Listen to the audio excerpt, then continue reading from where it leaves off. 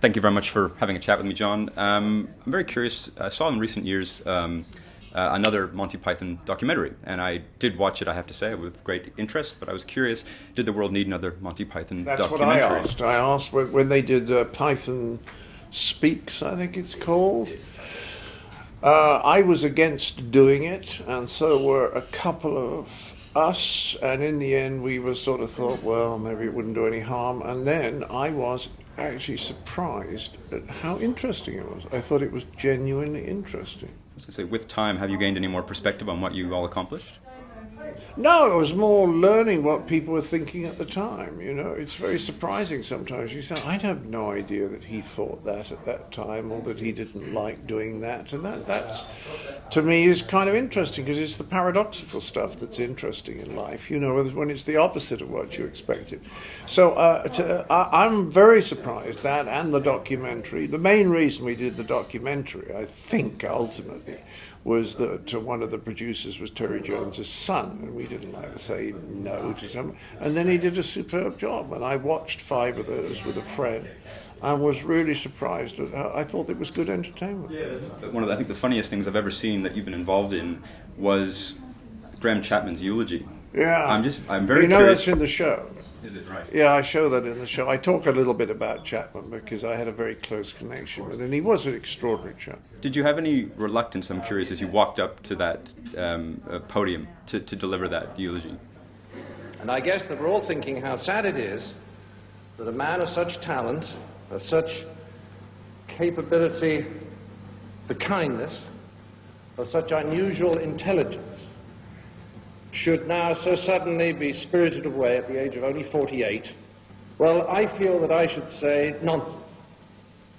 Good riddance to him, the freeloading bastard. I hope he's fried. I didn't know how it would go down, and they had asked me if they could film it, and I was very uncomfortable, and I said, you can film it, provided I can put a veto on it if I think it doesn't work.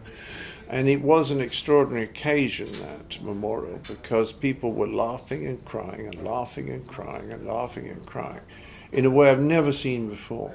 And it was as though the emotion, the enjoyment of Chapman and the sadness of the loss were just flowing through us in this effortless way without even touching the sides. And it was an extraordinary occasion. We came out of it really buzzing. I'm also very interested in a 1974 project you did with your then wife, Connie Booth, a little 40-minute, I think it was made-for-TV film called Romance with a Double Bass. Oh, yeah. I came across that in an independent film store years ago and watched it, and I'm very curious as to how that came about and how it was received. Was it for TV? No, it was made as a cinema short back in the days when they did that, and it went out with a Clint Eastwood movie. I think it was hardly noticed, but it was shot in 13 days. It cost £16,000.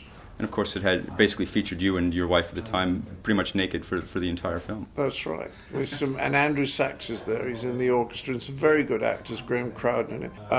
The only problem was there's a few shots missing. If we'd had one more day to shoot, it would have been even better. But I was very proud of it. In that same vein, the Pythons never had any problem getting their kit off, and there's a very funny scene in A Fish Called Wanda, of course, where you're stripping down naked while speaking Russian to Jamie Lee Curtis. And that's right. I get the impression, and correct me if I'm wrong, that you might find the simple concept of male nudity to be funny. Is that the case? Nudity is funny, and people's attitude to nudity is funny. Just because it's a fairly natural state after all, you know, not born with clothes on. But it is very funny how upset people get about it, particularly when they're younger, you know, how embarrassed they get. And what are they embarrassed about?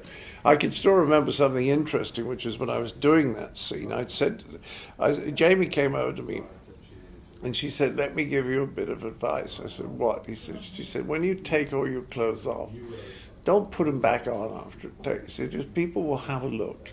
And then the moment you put clothes back on, they kind of get interested again to see if you're going to take them off. If you start walking around naked. And during shooting, now this is funny, because during shooting the double bass where I was naked, I remember the first time that I had to take my shorts down in front of the camera crew.